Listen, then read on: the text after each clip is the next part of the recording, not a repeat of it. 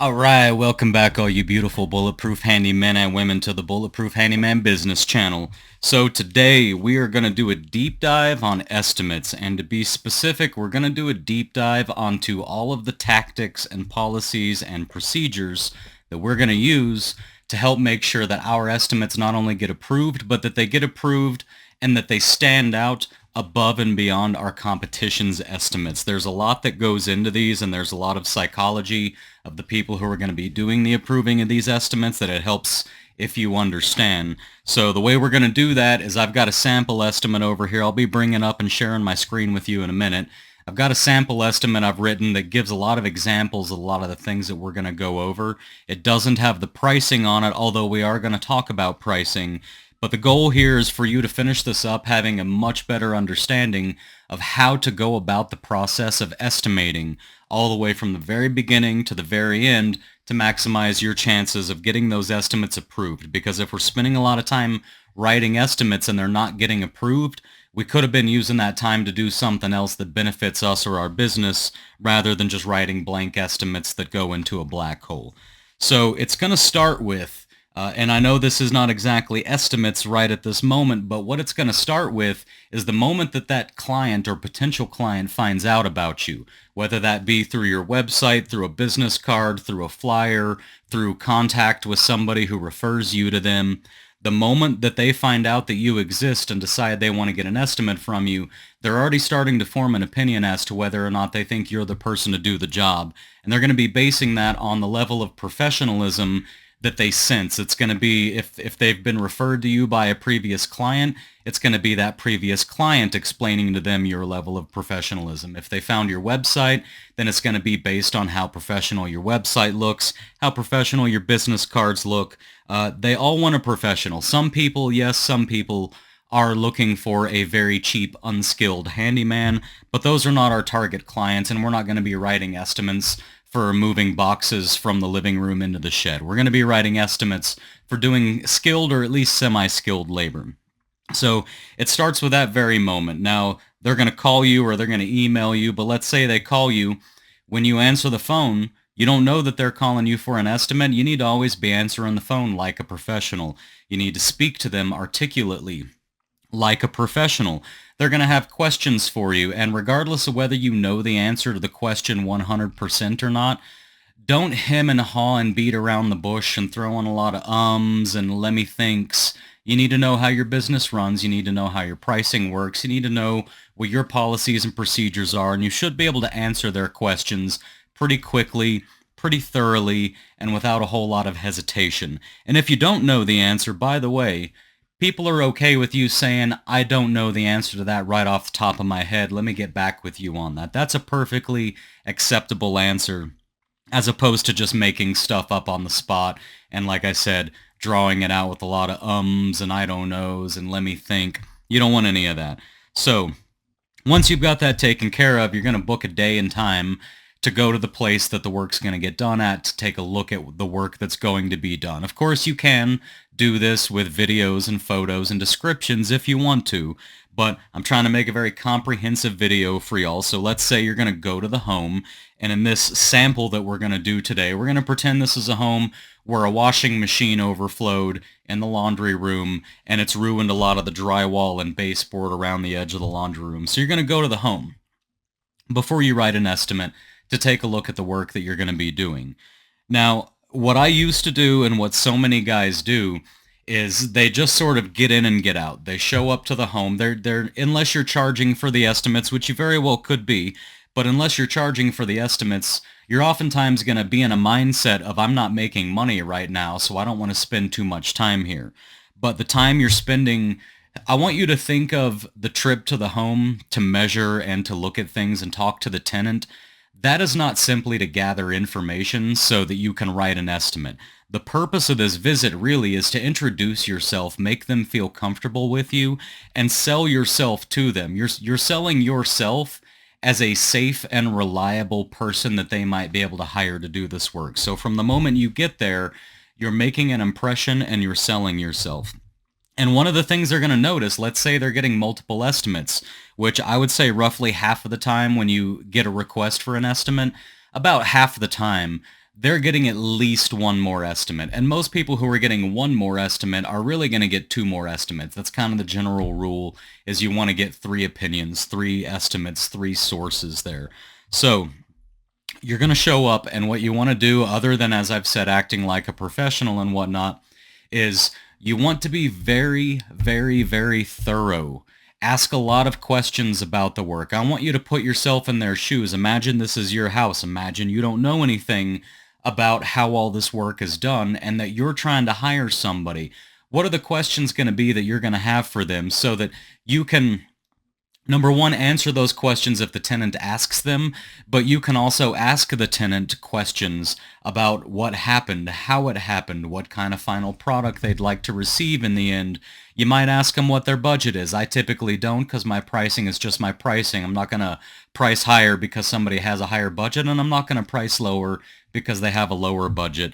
But ask them plenty of intelligent questions that seem to align with what the job is. And then very, very importantly, you want to take a lot of measurements and you want to really look things over. So you don't just want to just take a few pictures with your phone, just click and look and then leave. You want to get out the tape measure. And if you can, depending on what it is you're working on, get out the level, get out the framing square, make sure the walls are square, make sure the walls are perpendicular, make sure that whatever it is you're messing with is in good condition for you to start working on it so that there won't be surprises. This can also include things like finding the attic access and going up into the attic and seeing where the electrical and plumbing lines and stuff are coming down from, and just taking a look up there so that there's no surprises down here. But I guess what I'm trying to say is don't skirt in and out. Don't look at this as I just need to get my information and get out of here. What you want to do is be very comfortable in your own shoes with the client, and you want to talk to them, you want to look them in the eyes and just make them feel nice. Because right off the bat, if they just feel nice about your visit, if they felt comfortable around you and they didn't feel weirded out or anything, just by mere fact of them being comfortable around you, you've got your foot in the door for sure already. So you're going to take all those really good measurements. You're going to be very happy about being there. You're going to shake their hand when you leave and tell them the time frame in which they should expect the estimate. If you're going to write it tonight, tell them they'll get it tonight. But if you say that, follow through on it. If you don't know when you're going to write it, but you know it'll be in the next few days, tell them by close of business Friday. But give them a time frame. Make sure you do follow through on that time frame. And so now let's say you've gotten home and you're ready to sit down and write this estimate. There's a process that I use, and you don't have to use this once you get a lot of experience. I'm going to give you an example. I do a lot of fascia work. I know what it's going to take for me to do fascia. I've done enough fascia over and over and over again, cutting out like an 8-foot section and replacing it, and then painting, and then also repainting the rest of the house. I can pretty much look at the square footage of the house, look at how many cuts there are in the roof line, and how many total feet of fascia need to be replaced, and I can come up with a number off the top of my head because I've done it enough. But for jobs I haven't done that many times, where I don't just know for a fact because I've done it so many times. This example with a laundry room, I've never done this to a laundry room. I've done this a few times to other rooms, but I would use this process. So what you're going to want to do is you're going to want to make a list and 2 columns. First column is going to be materials. Second column is going to be labor/time. It doesn't have to be labor working with your hands, but you want to cover the materials and you want to cover your time. So what you do is you sit down and you imagine this job. Imagine from the moment you pull into the driveway and actually visualize. Take your time. It doesn't take a super long time, but literally close your eyes and visualize the job, or keep them open, either way. But you want to truly visualize the job. You want to imagine like, okay, it's the laundry room. I got to get at the walls. I guess the first thing I'm going to do is I'm going to take the washer and dryer out. Visualize yourself taking the washer and dryer out. Visualize things that may go wrong while you're taking the washer and dryer out. For example, you may disconnect the line to the washer, one of the supply lines, and you might find out that the shutoff valve won't shut off. So you want to account for that in your head, and you want to make a little note on your paper to make sure you put it in here when you write your estimate, that that's something that may happen and what you're going to charge to fix it. But you visualize the entire process, all of the steps that this job's going to take, beginning to end. And as you're doing that visualization, you're making your notes about all the materials that you're going to need to be using and roughly how much time you think you're going to be spending.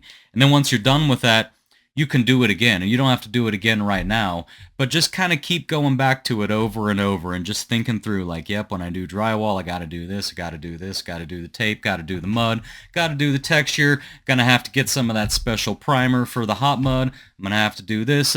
A whole process all the way beginning to end until you feel comfortable that you've come up with an accurate time frame of the number of hours, including your trip to Home Depot, including the unexpected trip to Home Depot that may come up in between, including cleanup, including preparation, including takedown, including everything.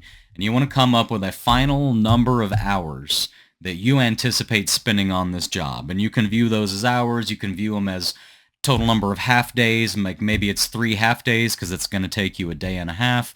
Maybe it's going to be quarter days or full days, it doesn't matter, but know in your mind and write down how much time you think it's going to take. And then the same thing with the materials, look up the prices if you don't know them already and get your materials numbers. So now you know your labor slash time, so you know that, and then you also know your materials. Now what you're going to do is you're going to add 15 to 20% for each of these because you may be wrong on the labor and you may be wrong on the materials. You're almost certainly going to have forgotten a few things that this 15 to 20% is going to make up for. It's also going to make up for waste. It's going to make up for those occasions when you buy something at Home Depot, you get to the house and you open it up and you realize not all the parts are there because somebody returned this and now you got to go back again and get another one. Or for materials that you accidentally break, you cut a board too short, etc., etc. So get your numbers for your materials, get your hours for your labor, add 15 to 20% to each of them, and then for your materials, don't forget that you're also including taxes. So add like 8%, 10% for sales taxes, depending on where you live. And that's going to give you your two main numbers. And you multiply your hours as far as the labor, multiply it by $100 an hour or whatever your rate is, or if it's work that you typically charge more for, multiply it by whatever your rate would be for that work. But that's going to give you a nice baseline to start with. So you got materials and labor. Next, you want to think about liability. And when you're thinking about liability, specifically what you're thinking about is, for example, if it's a plumbing related job with supply, not necessarily drains. Those aren't going to leak and flood an entire house. But as far as supply lines and pressurized plumbing lines throughout the house, if you're messing with any of those, you want to consider every time you're doing one of these estimates that if you do 2,000 plumbing jobs over the next 10 years, it's highly likely that maybe one of them might fail someday, whether it's your fault or not. But you're taking on extra liability when you do roofing, plumbing, or electrical. So maybe you want to add a little premium for that, maybe not. But keep your liability in mind if you're working. Even let's say you're hanging flat screen TVs, right? Boy, if you hang 100 flat screen TVs, what do you think the odds are you're going to drop one someday? You're going to drop somebody's $2,500 flat screen TV and have to replace it. Now, yes, you have insurance, but you have to question, like, do I want to use my insurance for this? Because if I do, all my premiums are going to go up with this company and any other company that may insure me. So basically what I'm saying is you want to think about what liabilities are involved that you could be responsible for now or in the future. Make sure you're charging appropriately if you're taking on extra liability. And then finally, as I kind of mentioned a little bit earlier, is you want to go over the unknowns, essentially, all the things that could go wrong. And you want to be thinking in the back of your mind about the things that could go wrong and what you'll do if they go wrong so that you can account for that in your estimate as well. You're not going to have any line items for it. You're just going to have that in the back of your mind when you're deciding how much you're going to charge because you don't want to be in a position where you didn't account for the possibility of anything going wrong on let's say it's a job that's going to take you 2 weeks. Like you're going to try to install you're going to gut a whole kitchen and install a whole brand new kitchen. Some stuff's going to go wrong in the course of that 2 weeks and you're going to need to have a buffer in there. So you want to be prepared for all the things that may go wrong, all the unforeseen things. Does the tile go up to the old cabinets and the old cabinets are custom made and they're not a standard distance from the wall, and then when you put in the new cabinets, all of a sudden you've got a 1-inch gap all the way around. You want to account for that. And you also want to account for that in that initial phase I was talking about when you're being thorough and taking all of your measurements and making sure things are plumb, things are square, things are solid. You want to make sure you're starting with a good base. But go over all of that. A good example for this one's going to be, for example, we're in a laundry room, right? Oftentimes those attach to a garage, or they're at least on an exterior wall. Well, interior walls are going to be half-inch drywall. Exterior walls typically are going to be 5/8" drywall, and that can include into the garage. Sometimes it does, sometimes it doesn't. I don't know how they dictate each one or why it is or isn't, but sometimes those are going to be 5/8. So you may need to purchase more materials than you thought. But anyways, account for all your unknowns. Visualize, visualize, visualize. You've got your materials, you've got your labor, and now you're ready to sit down and write the estimate. So this is where I will take you over to my estimate, and I'm going to show you just a lot of things that I do, whose intent, the reason that I do these things, is to maximize my chances of getting the estimate approved. So let's go to the very top right here. First of all, see this work order number here. Now this is actually for my property managers because they typically have work order numbers assigned to the jobs that they assign me. However, if this is a homeowner, I still want to have this line. And this I just made up, TX72-8. The reason this is here is because in the tenant/client, potential new client, they're probably not going to ask you to break down what your work order number stands for. If they do, you can just tell them, it's just a bunch of admin stuff that we use to track things. It doesn't actually mean anything in particular. But what this is for is when a client sees this, that you have an internal work order number, it implies that you have some sort of system in place for tracking all of this, which implies that you're a professional who's been doing this a while, who knows what they're doing. Let's see. None of that is super important right there. So your very first line, and this is always my very first line, if my estimate is going directly to the owner of the home. Now, when I'm doing this with property managers, I don't always do this. It depends on the property manager because I have a very good relationship with most of mine where not all of this is necessary. But let's say it's going to the homeowner. First thing you want to do is you want to understand that one of the homeowner's biggest fears is that you're going to give them an estimate, show up and do the work, and then when it's all said and done, you're going to charge them more money than what you estimated. And the handyman's excuse is always, well, it's just an estimate, but I didn't account for this and that because this went wrong and that went wrong. Homeowners don't care, man. They want to know if you say you're going to fix something for $2,000, they want it fixed for $2,000. So I have this line, and I'm going to read it out loud to you. It says, "This estimate is firm and will not increase in price for any reason that could have been identified before beginning work. If there are unforeseen circumstances that could not have been reasonably identified before beginning, we will address those with the responsible party immediately and seek approval to continue. The quoted price will likely be discounted upon completion, as is customary with most of our jobs, if there are no major surprises and the work proceeds smoothly." So what you've done with this line is before they've ever even read the description of your work, their biggest fear, which there are bigger fears like that they're going to give you a deposit and you're just going to disappear, of course. That's a large fear. But one of their biggest fears, which is that you're not going to stand by your estimate, you've already allayed that fear in the very beginning by saying this is a firm estimate that will not change unless we find something that could not that didn't get found before, that could not have been found previously. This is also why you're going to spend a lot of time taking your measurements and checking things out. But you've now completely allayed that fear because not only did you tell them that this is a firm estimate that won't change without finding something that couldn't have been found and getting approval, you've even let them know that it's apparently customary with most of your jobs to end up doing a slight discount at the end if everything goes well. And a lot of guys, I've had people reply this when I've talked about this on other videos, who have said, no, why would you do that? You don't need to do that. If they approved that much money, then you should charge that much money. My point is, we're trying to build a customer relationship here. We're trying to build a loyal client so that moving forward, we're more and more and more likely every time to get our estimates approved and to just be their go-to guy. So what you want to do is, let's say the job's going to be 2,000. Well, instead of calling it 2,000, call it 2,125, and then just give them a deduction of $125 at the end. It's going to make them feel so good to be able to say, not only did my handyman not raise the price at the end of the job, he actually discounted. We approved 2,125. He could have billed us 2,125, but he's honest and he removed $125 at the end because he felt that the job went well enough that he didn't need to utilize all of the approved finances that we approved for him. So there's step one. As soon as they're done reading this one, they're already happier and a little more comfortable.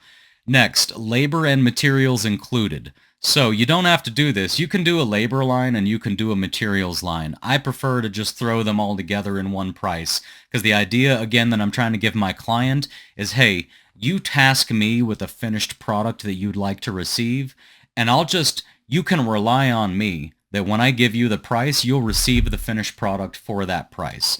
So you don't need to break all of this down. But I do labor and materials included, and what I want you to pay attention to as I read this, as I'm reading through, I want you to notice how specific I'm being. I'm calling out a lot of things that I'm going to be doing that you might not call out, and that a lot of handymen, if not most handymen and contractors, wouldn't necessarily call out. But what I want you to notice is I'm answering questions that the tenant has or is going to have. Within my description of my labor and materials included, I'm answering questions they haven't asked yet.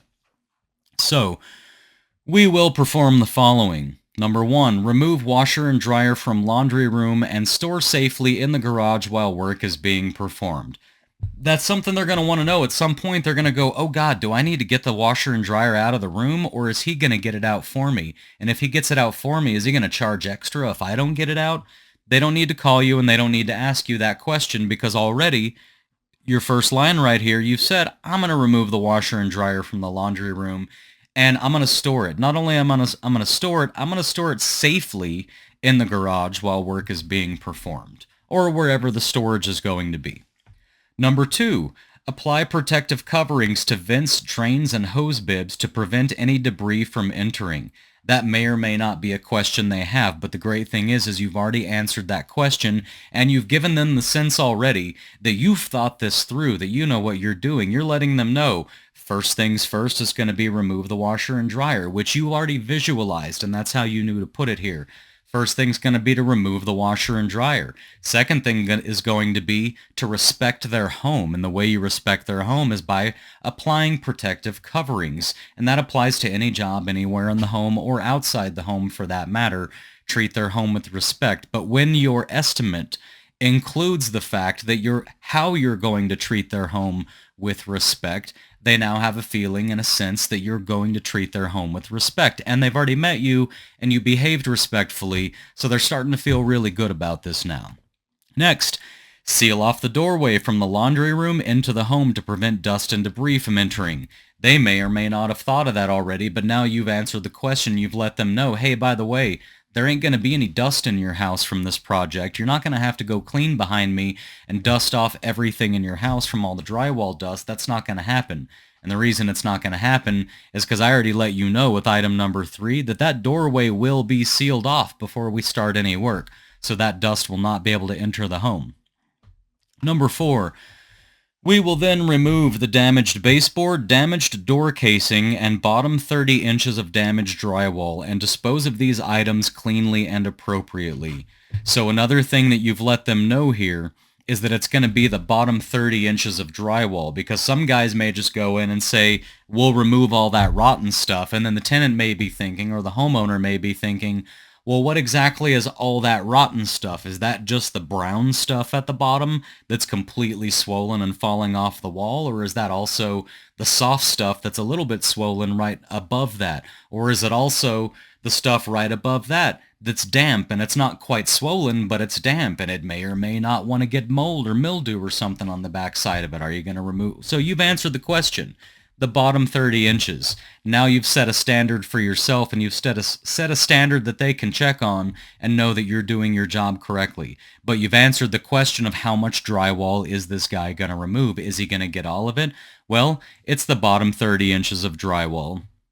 And that you're going to dispose of them cleanly and appropriately, which to them should imply, number one, it's not going to go in their trash can, it's going to go in your trash can, and you're not going to make a mess by doing it, and there's not going to be a trail of debris going through their garage where you carried it all through and just didn't bother to sweep that up, because you've let them know you're going to dispose of it both cleanly and appropriately.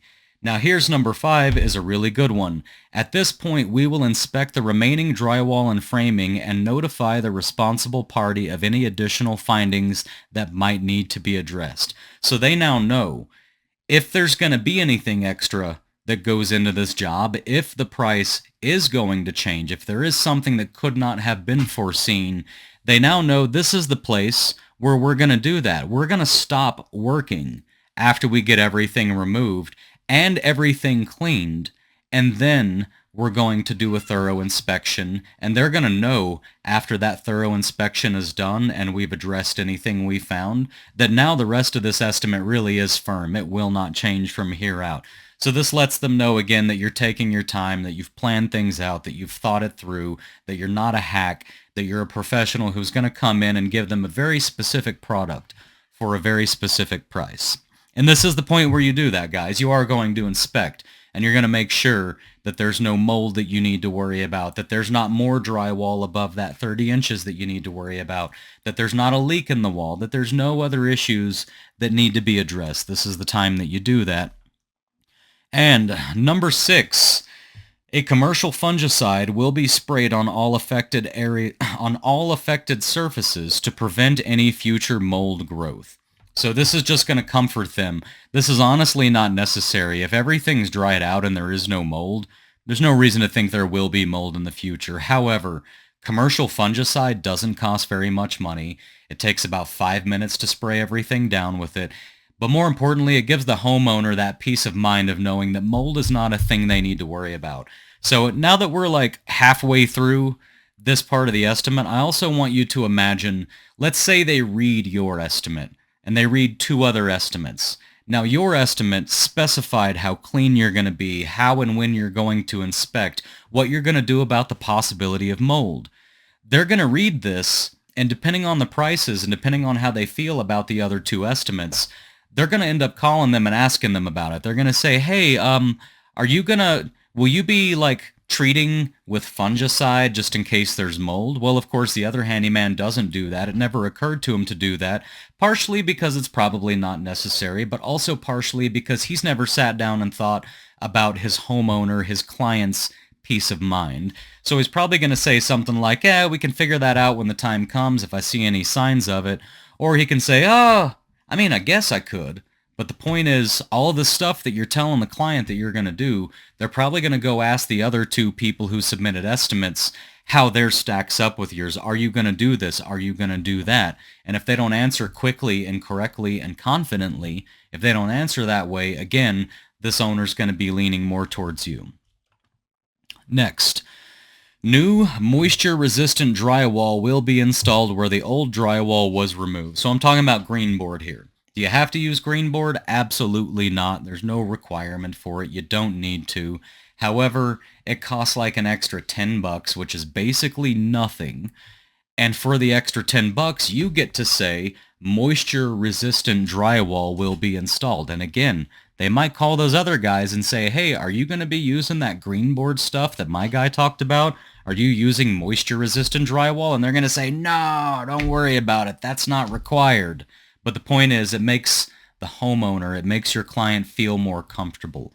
And that's a small, $20 to upgrade to green board is a very small price to pay for the customer feeling so just like certain that you're going to give them quality work. Number 8, once installed, this drywall will be taped, floated, textured, primed, and painted to match existing texture and paint. It is rarely possible to match, so we're going to set some expectations here. There has to be negative stuff somewhere. It is rarely possible to match existing texture and paint perfectly, but our match will be the best match possible. So you've laid that standard out right away, and one of the things you've done, because this is a bulletproof estimate, so this is where you've started bulletproofing yourself, and you've said, hey, by the way, you'll be signing this estimate before I ever start work, and this estimate that you're signing has me telling you it is not usually possible to get a perfect match. So when I'm done with this job, you don't get to not pay me because you feel like arbitrarily my match is not quite as good as you would like it to be. My texture match or my paint match isn't quite what you would like it to be. You don't get to decide to just not pay me because you've signed the estimate where I've already made it clear to you that it won't be a perfect match. And then following up on that, still number 8, please see optional line item below to request new corner-to-corner texture and paint for a more seamless transition. So what I mean when I say corner-to-corner, if you don't know, in the world of drywall and patching and stuff, let's say you're patching a ceiling, if you say, like one of the things my drywall guy would ask me is he'll say, do you want me to just touch up paint or do you want corner-to-corner? Corner to corner, the purpose of that is if your standards are higher on this job and you cannot have it be obvious at all where this patch was, then what you'll do is instead of just painting with matching paint over your patch, instead what you're going to do is you're going to paint the entire ceiling corner to corner. So the same applies to the wall. If you're working on these two walls, then to call the entire job corner to corner, what that means is whatever wall the work was being done on, it will be top to bottom, left to right, that entire wall from one corner down to the other. All of it will be textured or all of it will be painted so that at the very least that one wall matches itself. In the case of this laundry room, we'd be doing all the walls all the way around, so it'd be like whole room paint, but I don't say whole room, I say corner to corner because that's just the phraseology that we use. So, and by the way, guys, this is Jobber software that I use. This is where you can do these optional line items. You may be able to find other ways to do it with other software, but it's one of the reasons I have Jobber is for these optional line items, because what happens is you have a tenant, a homeowner, a client, you have somebody who you've submitted an estimate to, and they want upgrades, or you want to offer upgrades, or they want to remove something from it. If you put things into optional line items that don't necessarily have to be part of the job, or you can give 3 options for the same job, like we'll do this, you can have it done via option 1, option 2, or option 3, they can just click the option that they want and approve that instead of asking you to rewrite the entire estimate 3 different times until it works out for them. So, you've let them know the bulk of the job right here. Once installed, the drywall, new moisture-resistant drywall will be installed, and then once installed, it'll be taped, floated, blah, blah, blah, all the way to paint. Number 9, after drywall installation and finishing is complete, we will install new baseboard and door casing, which will also be sealed and painted to match. Not much to go over there, it's just another step you need to mention. Number 10, upon completion of this work order, we will perform one last thorough cleaning of the entire work area, remove protective covers from the plumbing and vents and doorway, and reinstall the washer and dryer appropriately with new seals and ducting. This is part of your predicting things ahead of time. You've recognized, hey, when I undo those lines on the washer, when I go to hook them back up, they may leak because those O-rings in there might be super old. So we're going to put in new seals, and the same thing with the dryer duct, the little flexible duct from the dryer to the wall. Those are usually old and crappy, cut, full of holes, bent, smashed. They're never in good shape. Just buy them a new one, guys. They don't cost, again, they might as well be free. Compared to the cost of this job, they might as well be free. Just get them a brand new, pretty shiny, flexible duct and just put it in there. It's going to make them feel good. But now you've let them know, again, a question that they're going to be wondering about the mess you'll make. You've let them know that the very last thing you're going to do, your last step, is going to be to perform one last thorough cleaning and put everything back exactly the way it was when you first arrived at this job. So now you've described your job, and you've done a good job describing it and you've caused them to have a list of about 8 questions that they're now going to go ask the other guys, are you going to do this? Are you going to do this? Are you going to do this? Because this other guy is definitely going to do all of that. He put it in writing for me. So warranty. Now, I don't know what your warranty is. I'm in a different position from a lot of y'all because my property managers are long-term. They've been clients of mine for a long time. I imagine I said something about, 1 year warranty or something like that in the very beginning way back, but basically where we're at now is my property managers understand, and when I talk to new potential clients and they ask about warranties, my answer is not what I wrote on here. I'm going to tell you my answer. My answer is I'm trying to build a very legitimate, very serious business that I can pass down to my children that can support me and my family for the remainder of our lives. Being that I'm trying to do that, if I do work for you and it's not good work, if I did something wrong and it's obvious that I'm the one that messed it up, I'm going to come back and fix that for free. And it doesn't matter if it's 20 years from now or 5 years from now or 3 months from now. If I messed up, I'm going to come back and fix my mistake for free because I'm trying to build a legitimate long-term business that can support me and my family forever. So it's not in my best interest to not fix my mistakes. And then I let them know, by the way, like if it's a materials failure, then of course, you'll have to pay for new materials and for the labor. But if it's a materials failure, I'll go over there as cheap as I absolutely can. If it's not my fault, if I, like say I put a new handle on a sliding glass door and I installed it correctly and 6 months later the locking mechanism just bends, that's not my fault. But if it's a job I worked on and it wasn't too recently and it was materials that failed, since it was me who did the work, I'll go back and get it fixed up, and I'm probably just going to charge whatever my bare minimum is. I can charge just to cover my time for that. And that's its own line right here. Next, terms and conditions. I'm going to read what I wrote here. This is not necessarily what I write on mine. Oh, by the way, under warranty, I forgot. Hold on. So under warranty, I told you what I do. You can, whatever your warranty is, and this is another one of those questions that will be asked of you by property managers and by potential clients. So make sure you know what your answer is. Do your research, think it through, have a policy for your warranty and put that policy in writing because people are going to want to know, and you don't look like a professional. You don't look trustworthy if you don't know how to answer the question, what's your warranty? So put your warranty, whatever that ends up being, in here. Next, terms and conditions. No work that is not specified here in this firm estimate is to be assumed. This is a super important line. This still goes in all of my estimates, even for my long-term property managers. No work that is not specified here in this firm estimate is to be assumed. So let's say you're going to paint that laundry room when you're done, right? That doesn't include the door itself. That includes the new door casing you put on. That includes the walls if they chose corner-to-corner paint. But you're not going to paint the door because that's not part of painting that room. The door is a separate entity. So or you can if you want, don't get me wrong. But if you're going to, say you're going to so they know what they're paying for. But otherwise, if it's work that you didn't intend on doing, that you didn't consider to be part of the estimate, a lot of times these customers are going to come back when you're done and they're going to say, well, aren't you going to do that? And you're going to say, well, no, that wasn't in the estimate. And they're going to say, well, I would just assume that if you're going to do this, for example, when I replace closet doors, I have a price with paint and a price without paint because it's about an hour to paint by hand a closet door, and I'm not going to paint it beforehand like in a paint shop or something because then it might get dinged and scratched and dirty on the way there. So when I install a door, say an interior door to a bedroom, when I'm done, I'm not going to paint it if they only paid for the door replacement. It's just going to be the primed product that I get. So it's going to be white, but it's not going to be painted.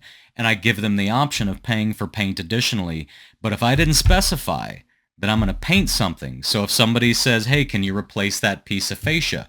And I say, yes, I can replace that piece of fascia. I'm always going to do it with paint, and I'm going to say that.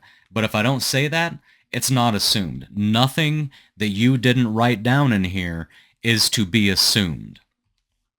So that's a very important line. No work that is not specified here in this firm estimate is to be assumed. If you have any questions about the work to be performed, please do not hesitate to ask before approving this work order. And notice, before approving this work order, things all need to be clarified before they give the approval. Changes or additions can be requested electronically by clicking the Request Changes button. Now, this is another, probably just a Jobber thing. I don't know if other CRMs do this. I haven't seen them do it. But with Jobber, when you send somebody an estimate, one of the options they have instead of approve is there's a button they can click. I don't recall if it is specifically called Request Changes. I think it is. But there's a button for them to click to request changes to the estimate before they sign it. So they can click that button and they can request those changes, or they can just ask those questions and then you can answer and or make those changes. And then after that's all done, then they can sign it electronically. This is all electronic through Jobber. Next, payment. Super, super, super, super important line here. Listen carefully. We will be happy to return for one-time touch-ups within 30 days of completion. However, payment is due within 72 hours of receipt of invoice. Now, if you say payment is due, let's say upon completion. What is upon completion? Is it complete when you say it's complete? Or is it complete when they're happy? Because you may complete it and they may not be happy, and then they may not want to pay you. And they may want to say, well, it's due upon completion and you're not complete. The job isn't complete because I still have touch-ups I want. So listen to this wording again. We will be happy to return for one time, so one time, not 3 times.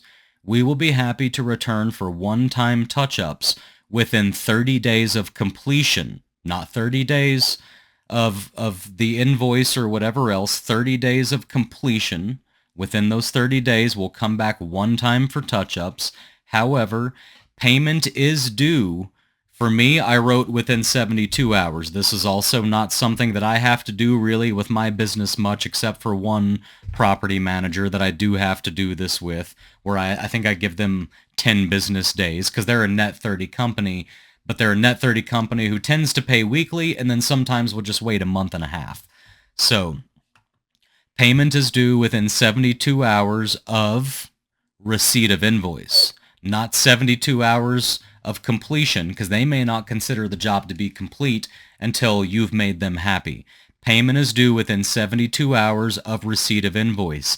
A late fee of 5% will be charged to any invoices not paid within 72 hours or whatever time frame you specify, including situations where touch-ups are requested. So, I hope you understand what I'm getting at here, is you're making it very clear to them, look, when the job is done, and payment is required. And by signing this estimate, you are agreeing that payment is required, not when you're happy, not when the touch-ups are done. Payment is required within 72 hours not of completion, 72 hours of receipt of invoice, okay? And then you can still request one-time touch-ups and we'll come do them, but that doesn't change the payment date. The payment is required within 72 hours, 5 days, 1 day, whatever you want to call it, of receipt of invoice, or a 5% charge will be charged. A 5% fee will be charged on top of the price. So now, let's get into these optional upgrades that Jobber allows you to do. These are available on the Grow plan. I think they might have been on the Connect. I don't know if they are right now, but on the Grow plan on Jobber. So these optional, here's what I've added. And these are just a few examples, guys. There's so many more that you can add. So optional corner-to-corner upgrade says upgrade texture and paint to include corner-to-corner on all affected walls for a more seamless transition between the repair and the original texture and paint. So right here, when they get this, they can click that box right there. You're going to have a price for it. So your pricing up here, up above, you're going to have the pricing for not doing corner to corner. And then you're going to sit down and think, okay, so if I, instead of just doing the repair on the bottom 30 inches, you're going to say, if I just go ahead and skim the whole wall, all of the walls in the laundry room, do a full skim coat all the way around, and a full texture and a full paint all the way around instead of just on the bottom 30 inches. If I do that, what's the price difference going to be? If it's going to be an $800 price difference, then you put $800 over here, and they can click that, and it will add $800 to the final price of the estimate, and they will have in writing now that you're going to do corner to corner.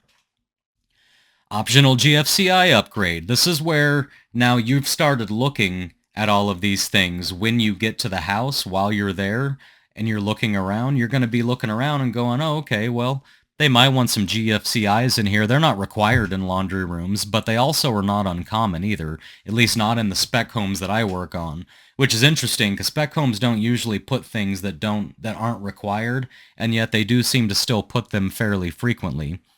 But optional GFCI upgrades. So I wrote upgrade 2 outlets to GFCI. NEC 2023 specifies GFCI protected outlets within 6 feet of sources of water. This does not, I'm being very honest with him, this does not apply to laundry rooms, but can still be performed for additional safety. So again, if this is a homeowner who has the money to afford it and they just feel safer having GFCI installed in their laundry room, you've let them know it's not necessary, but you've also let them know that it is an option and they can choose it or they can not choose it. Doesn't matter. If they don't click this button, it doesn't get added to the estimate. It will just fall away once they approve it. Optional dryer duct cleaning. Since we will have the washer and dryer removed already, we also offer full dryer duct cleaning to prevent blockage of your ducting, which will also reduce resistance of airflow to the outside of the home and increase the dryer's efficiency. Again, you've just given them an option, put a price on it over here. If they click it, it'll add that automatically to the job. Optional additional estimates, and this is the part where you're being nice and slow when you come to do this original estimate and you're taking the time to look around. We noticed upon arrival for this estimate that there are multiple areas of fascia on your home that appear to be rotten and in need of replacement. Please select this optional line item if you would like us to measure and estimate the necessary repairs along with a full repainting of fascia to prevent future rot. So now you've offered them within your estimate that you've given them for this job. You've put in writing for them to either click or not click, not approval for fascia repairs, to just simply click a box for $0 that says, yes, please provide me with an estimate for this. So my suggestion is when you arrive at the house, when you're on the road in front of the house and you've just pulled up, you can check out the mailbox and see if it looks okay. When you're walking up to the house, you can be checking out the fascia. You can be checking out the trim around the garage door. It seems to always be bad at every single house I've ever gone to. You can see that trim. Take a picture of it real quick. You can throw it into these on Jobber. You can add photos of what it is you're talking about to the estimate. But take the pictures, look at stuff. When you get to the front door and you grab that doorknob, wiggle it a little, see if it's loose. Make sure that everything just looks okay. As you're walking through the door, you can take a quick peek at the weather stripping around the door and see if that weather stripping is fine. And if it's not, you can put all of that in here. Everything you notice at that house, you can put into this estimate as an optional line item, and they don't have to click it. You don't have to rewrite the estimate if they decide they don't want it. They can just simply not click it, and it won't get added to the estimate. But if they do click it and it does get added, now you've made yourself more money, and you've also become more efficient because now you can take care of these things while you're already at a job that you were going to be at anyways. So you don't make extra trips to Home Depot for these extra add-ons. You grab it all at the same time. You knock it all out while you're still there. The odds that these jobs are going to line up so that you finish at the end of the workday with no more time left, pretty rare. So if you finish up at 2, you might have just had to go home and not be billable anymore for the rest of the day. But if you added some of these, it'll give you a couple more hours of billable work that you can be doing to this home. So you've gotten your entire estimate written here. And what I want you guys to notice again is that this has been a process from the very beginning of predicting the concerns of the client, the potential client. You've predicted most of their concerns, and you've addressed most of their concerns within this estimate. They're going to call the other people who submitted estimates. If they did submit estimates, they're going to be calling them and asking them a lot of these questions, because these other guys, all they're going to do is their estimate is going to say something like, we will remove the rotten drywall on the bottom of the wall. Maybe they'll say the bottom 30 inches or 24 inches or 36 inches. Maybe they'll go that far. But their estimate's going to say, we'll remove X number of linear feet of drywall, replace with new drywall, and texture and paint to match. That's all it's going to say. They're not going to mention the washer and dryer moving. They're not going to mention keeping things clean. They're not going to mention protecting the home. They're not going to mention putting everything back. They're not going to mention the final cleanup at the end. They're not going to mention any of these things. They're not going to tell you up front in the estimate what their warranty is going to be, what their terms and conditions are. None of that. They're just not going to do any of that. So it's going to make you stand out. And then that way, if your estimate, which mine typically is going to be on the higher end compared to a lot of my competitors, they're still going to want me. And the reason they're going to want me is they're just not going to feel safe with the competitors. The guy who was in and out of there in a big hurry sent a very short estimate that didn't really specify much of anything. They don't know what to think of him. For all they know, they're going to send him an approval and he's going to get a deposit from them, and then he's just going to disappear. Now let me show y'all, I forgot to do something in here. So I'm going to click this edit button at the top. And down here, so we'll come to this line here. Let's say, and by the way, I don't do jobs over $1,000 because I can't in Arizona. This is just an example. But let's say you're going to do this job for $2,300. That's the actual labor and materials included portion is $2,300. Down here at the bottom, now let's say you do a military discount or a senior discount or something like that. You can click on add discount here and you can discount either a specific dollar amount or a specific percentage. Why does it sound so wrong when I say that? Percentage. It's correct. Anyways, so we're not going to do that though. Update quote. I just wanted to show you that you could. Yeah, now everything's going to be all slow. Let's go into edit again. And the other thing you can do is come down here and do add required deposit, which you should do nearly on a job this size, on any large job. For me, any job that's let's say over $600 for somebody that I'm not already very comfortable with, that I haven't done a lot of work for, if it's 600 or over, or at least if I'm going to be spending a few hundred on materials, if I don't know you, I'm going to go ahead and do a deposit. So I just click on what I do every time. It's just standard for me is I change this to percentage and I change this to 50. So I do 50% down and then I can do update quote. And so now this is done. You come up here to more actions and send as email, and you can send it as an email or a text. If I had a textable phone number assigned to this particular fake client, it would actually say send as text or email, and you could pick which one, or you could do both. But this will send the quote. When they get the quote, they'll open it up. It won't look exactly like the view that we have here, but it will look very similar. They'll read through all of it. They'll click on whatever options and upgrades that they want. It's going to do their price at the bottom. It's going to give them the total that they need to pay with the deposit in order to approve the quote. And then they're going to have a little button that says something to the effect of approve and pay deposit or request changes. Or maybe deny it too. I don't look at it from the client end that often, and Jobber's always improving things. So I don't know for sure that the buttons use the same words and are in the same location, but the buttons are there, and they'll be able to click to approve. They'll be able to click to pay. When they pay the deposit, here's actually another good thing. So let's say they pay this $1,150 deposit here. When they click to pay that and they submit their information, like they pay with a card through Jobber, like just a secure credit card payment, one of the features Jobber has too is, let's say they want you to get started immediately, but you don't want to get started, or you can't get started even until you receive this deposit, which could take 4 or 5 days to clear the bank. Jobber does have a feature where for 1%, you can go ahead and get that money same day. So as soon as they submit it and it goes through like within 24 hours, sometimes immediately, like right that second, but otherwise by the next business day for sure, even if it hasn't cleared the bank, Jobber sees it, and Jobber knows it's legit, and Jobber, for 1%, you can click a button. Again, I don't remember what the button says, but there's a button like on your home screen where you can go ahead and get that money now, and it will literally show up in your account same day. So you can get that money instantly and start doing the job if you happen to need that money a few days in advance. If you can wait 4 or 5 days for it, of course, don't pay 1% or any percent if you can wait 4 or 5 days.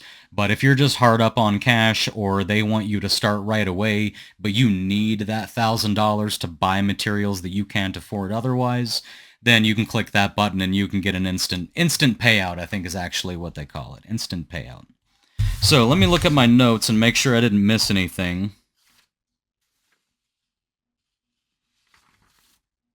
Yeah, that's it, guys. That's pretty much everything. So I hope you got the idea that you're trying to be thorough, you're trying to be a professional, but more than anything, you're trying to predict the concerns of the person who's going to be approving this estimate, and you're trying to allay those concerns, and you're trying to let them know all of the answers to all of their questions before they even have to ask you. This is going to make them feel that you are the guy who really does know what he's doing and is very likely to show up, do the job correctly and professionally, and not have any issues, right? So that's all I've got to do on this one. I do appreciate you guys showing up. I want to remind everybody, as I always do, that in the description of this video there is a link to a free trial of Jobber.